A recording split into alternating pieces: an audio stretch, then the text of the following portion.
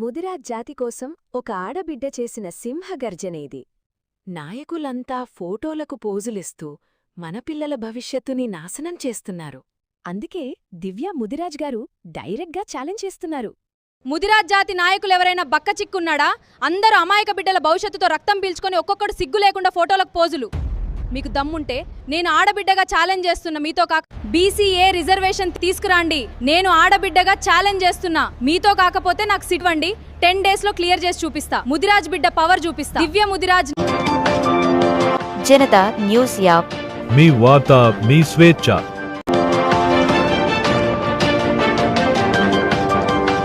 Janata news app, మీ వార్త మీ స్వేచ్ఛ.